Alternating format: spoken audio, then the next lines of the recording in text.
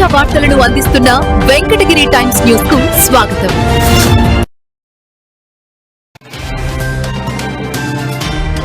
గ్రామ పంచాయతీ తొలి దశలో విజయం సాధించిన సర్పంచులు, ఉప సర్పంచులను సత్కరించిన మంత్రి పొన్నం ప్రభాకర్.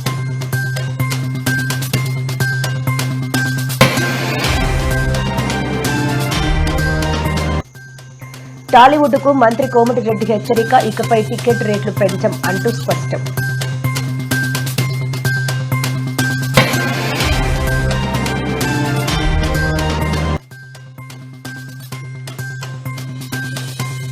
బీఆర్ఎస్ నేతలను గుంట నక్కలతో పోల్చిన కవిత, అవినీతి చీట విప్పుతానంటూ హెచ్చరిక.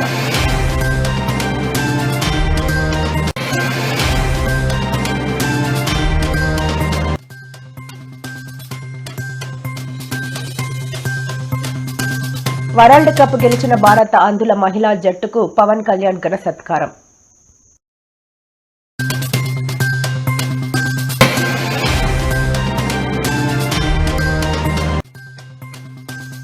విశాఖలో 20,000 సీట్ల సామరస్యంతో కాగ్నిజెంట్ క్యాంపస్, ఇది రాష్ట్రానికి గేమ్ చేంజింగ్ అంటున్న మంత్రి నాలా లోకేష్.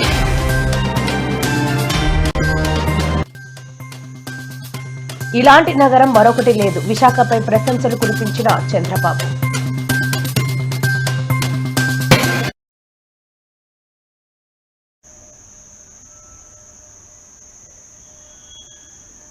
గ్రామాల అభివృద్ధికి ఐక్యంగా పనిచేయాలని, ప్రజల సమస్యలను వెంటనే ఉన్నతాధికారుల దృష్టికి తీసుకెళ్లి పరిష్కారం చేయాలని మంత్రి పొన్నం ప్రభాకర్ నూతనంగా ఎన్నికైన ప్రజాప్రతినిధులకు సూచించారు. గ్రామ పంచాయతీ తొలి దశలో విజయం సాధించిన సర్పంచులు, ఉప సర్పంచులు, వార్డు సభ్యులను మంత్రి శుక్రవారం సత్కరించారు. తదుపరి ఏర్పాటు చేసిన మీడియా సమావేశంలో మంత్రి మాట్లాడుతూ, హుస్నాబాద్ నియోజకవర్గంలోని ఎల్కతుర్తి, భీమదేవరపల్లి మండలాల్లో జరిగిన పోలింగ్ ప్రశాంతంగా ముగిసిందని, గెలిచిన ప్రతినిధులకు శుభాకాంక్షలు తెలిపారు. గాంధీజీ కలలుగన్న గ్రామ స్వరాజ్యం సాధనకు ప్రజలు సమస్యలు వేగంగా పరిష్కరించాల్సిన అవసరం ఉందన్నారు.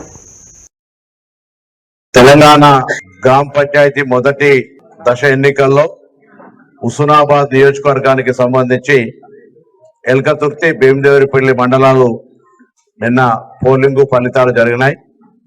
ముందుగా 85% పైగా పోలింగ్ లో పాల్గొన్న ప్రజలందరికీ ధన్యవాదాలు.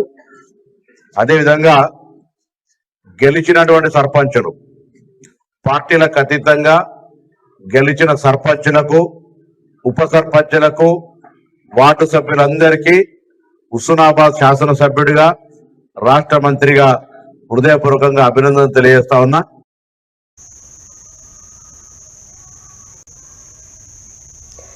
తెలంగాణలో ఇకపై ఏ సినిమా టికెట్ ధరలు పెంచే ప్రసక్తే లేదని సినిమాటోగ్రఫీ శాఖ మంత్రి కోమటిరెడ్డి వెంకటరెడ్డి సంచలన ప్రకటన చేశారు.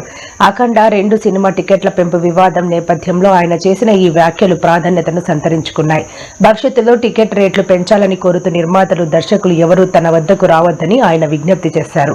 తమది పేదల కోసం పనిచేసే ఇందిరమ్మ ప్రభుత్వమని, సామాన్యుడికి అందుబాటులో ఉండేలా నిర్ణయాలు తీసుకుంటామని మంత్రి స్పష్టం చేశారు. హీరోలకు 100 కోట్ల రూపాయలు రెమ్యునేషన్లు ఇచ్చి ఆ భారాన్ని పేదలపై మోపడం సరికాదు. టికెట్ ధరలు పెంచాలని ప్రభుత్వంపై ఒత్తిడి తేవడాన్ని అంగీకరించడం అని కోమటిరెడ్డి అన్నారు. పుష్ప 2 రిలీజ్ అప్పుడు నేను అసెంబ్లీలోనే చెప్పాను, ఇక ముందు బెనిఫిట్ షోలు రేట్లు పెంచము. సినిమా అనేది మధ్యతరగతి, బిలో మిడిల్ క్లాస్ సంబంధించింది. ఇష్టం ఉన్నట్టు 600, 1000 పెంచితే ఆ ఫ్యామిలీ ప్రతి పిల్లగాడు ఏ సినిమా వచ్చినా చూడాలనుకుంటారు. పోతే ఒక నెల జీతం మొత్తం ఒకటే సినిమాకు. ఇప్పటికి దాని మీద కూల్ డ్రింక్లు, చిప్స్ బయట 50 రూపాయలు ఉంటే లోపల 500 రూపాయలు ఛార్జ్ చేస్తారు. ఆ రోజు మైక్లో చెప్పిన, నిన్న అనుకోకుండా మా ఆఫీసర్ హోమ్ సెక్రటరీ గారు నాకు ఫోన్ చేసినప్పుడే చెప్పినా, మా సార్ ఈసారి కొన్ని సినిమాలకు పోయినసారి జడ్జిమెంట్ ఏమి ఇచ్చిందంటే, కొన్ని సినిమాలకు ఎగ్జామ్షన్ ఉంటే ఇవ్వచ్చు మీరు 10-20% అని చెప్పి అది ఇవ్వడం జరిగింది. నేను అవైలబుల్ లేను. 3 రోజులకెళ్ళి ఇక్కడ ఎన్నికల ప్రచారం, అక్కడ సమ్మిట్, గ్లోబల్ సమ్మిట్లో నా డిపార్ట్మెంట్ రోడ్స్ అండ్ బిల్డింగ్ కానీ, నేషనల్ హైవేస్, ఆ డిబేట్ చాలా ఉండి బిజీగా ఉన్నా. ఇక్కడ ఎన్నికల కోసం 1 రోజు ముందు, 2 రోజుల ముందు ఇక్కడ రావడం జరిగింది. అది నా దృష్టిలో లేకుండా ఇచ్చిండ్రు. ఇచ్చినా సరే మేము ఇవ్వద్దని నిర్ణయం తీసుకుని మా ముఖ్యమంత్రి గారు చెప్పింది, మనం పెంచొద్దు రేట్లని. వాళ్ళు ఏంటంటే హైకోర్టు చెప్పింది కదా కొద్దిగా పెంచుకోమని చెప్పి దాని ప్రకారం ఇచ్చినాం. అయినా కానీ ఒకసారి కోర్టు చెప్పింది కాబట్టి కోర్టు చట్టాన్ని గౌరవించే వ్యక్తిగా సంబంధిత శాఖ మంత్రిగా ఎవరు కూడా ఇక ముందు సినిమా టికెట్లు పెంచాలని మాకు రిక్వెస్ట్ చేయొద్దని TV9 సాక్షిగా అలాగే అందరి మీడియా తరఫున సినిమా ప్రొడ్యూసర్లని హీరోలను కోరుతున్నా.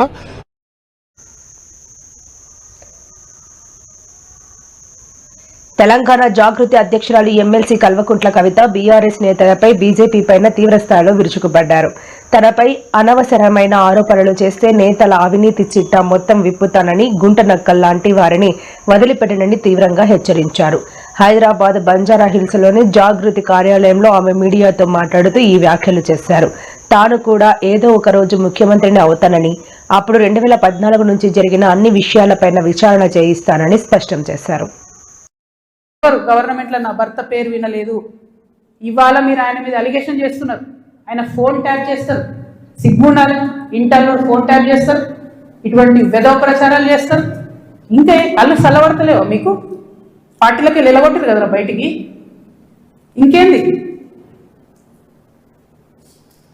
మీరేమో మేము ఆడ ఢిల్లీలో కొట్లాడుతుంటే ఇక్కడ ఏసీ ఆఫీస్లో ఉండి పందికొక్కుల్లాగా కేసీఆర్ గారు నీడనే ఏరి ప్రజల సొమ్ము తిన్నది కాకుండా ఉల్టా నా మీద వెకిలి ప్రయత్నాలు వేస్తే మాత్రం ఒక్కొక్కరిది కాళ్ళు ఇరగొడతా చెప్తున్నాను. నాకు ఇట్లాంటి భాష మాట్లాడడం ఇష్టం ఉండదు. ఇలా మాట్లాడక తప్పని పరిస్థితి అవుతుంది. So let time decide. ఎప్పుడన్నా ఎవరైనా ఎంక్వైరీ చేస్తే డిసైడ్ అయితే చూద్దాం. ఏమి కాకపోతే నాకెప్పుడో ఒకసారి టైం వస్తుంది కదా, దేవుడు దయ ఉంటే నేను ముఖ్యమంత్రి అయితే కదా ఒకనాడు. ఆనాడు మాత్రం 2014 తెలంగాణ వచ్చినప్పటి నుండి ఇప్పటి వరకు అన్ని అన్యాయాల మీద నేను మాత్రం ఆరాధిస్తాను.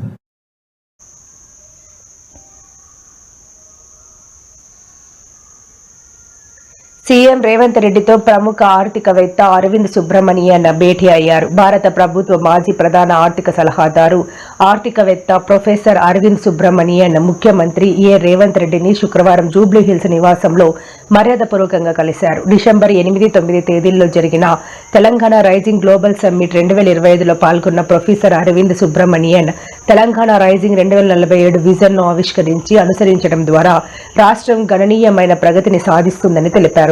ఈ సందర్భంగా సీఎం రేవంత్ రెడ్డి ఆయనకు శాలువా కప్పి సత్కరించారు. ఇది ఆరంభం మాత్రమే. పంచాయతీ ఎన్నికలతో మొదలైన కాంగ్రెస్ పతనం రానున్న రోజుల్లో పాతాళానికి పడిపోవడం ఖాయమని బీఆర్ఎస్ వర్కింగ్ ప్రెసిడెంట్ కేటీఆర్ విమర్శించారు. ఆదిలాబాద్ నుంచి అలంపూర్ వరకు వచ్చే ప్రతి ఎన్నికల్లో గులాబీ జెండా ఎగరడం తథ్యమని హర్షం వ్యక్తం చేశారు. ఈ మేరకు ఆయన శుక్రవారం ఎక్స్ వేదికగా తొలి విడత సర్పంచ్ ఎన్నికల ఫలితాలపై ఆసక్తికర ట్వీట్ చేశారు. తొలి దశ పంచాయతీ పోరులో అధికార కాంగ్రెస్ పార్టీ ఎన్ని దౌర్జన్యాలు చేసినా హోరాహోరీగా పోరాడి సర్పంచులుగా, వార్డు మెంబర్లుగా గెలిచిన బీఆర్ఎస్ మద్దతుదారులకు శుభాకాంక్షలు తెలిపారు.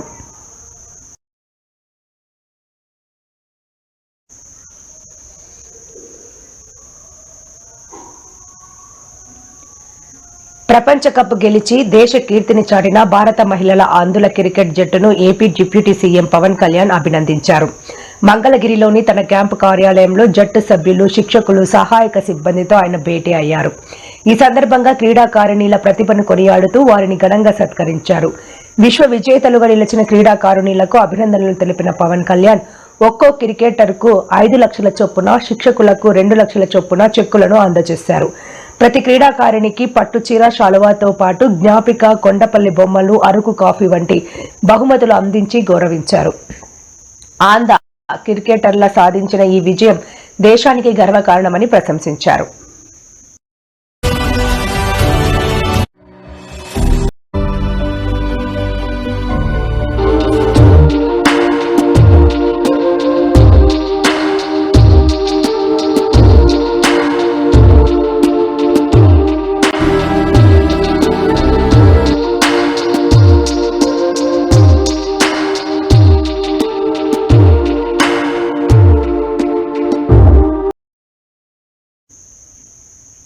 ఆంధ్రప్రదేశ్ ఐటీ రంగానికి ఊపునిస్తూ ప్రముఖ టెక్నాలజీ సంస్థ కాగ్నిజెంట్ విశాఖపట్నంలో భారీ కార్యకలాపాలు ప్రారంభించనుంది. నగరంలో 20,000 సీట్ల సామర్థ్యంతో శాశ్వత క్యాంపస్ కు భూమి పూజ చేయడంతో పాటు తక్షణమే 1000 సీట్లతో ఒక తాత్కాలిక టెక్ ఫిన్ సెంటర్ను ప్రారంభిస్తున్నట్లు రాష్ట్ర ఐటీ విద్యాశాఖ మంత్రి నారా లోకేష్ ప్రకటించారు. ఈ పరిణామం రాష్ట్ర ప్రగతిలో ఒక కొత్త అధ్యాయమని ఆయన అభివర్ణించారు. తాజాగా దీనిపై ఆయన సోషల్ మీడియాలో స్పందించారు. Chief Minister Shri Nara Chandrababu Naidu Garu, our guiding force, and to Ravi Garu, Surya Garu for their trust and belief in the leadership of Andhra Pradesh and in particular the people of Visakhapatnam, to all the dignitaries on the dais, to MP Bharat Garu, MLA Ganta Srinath, building the second steel city south of Visakhapatnam, and we're particularly proud of it. And this is just the beginning. This is history being made here. To all the youngsters here, how many of you are born after 1995? Please raise your hands. So majority of you have heard what the transformation that Hyderabad has gone through.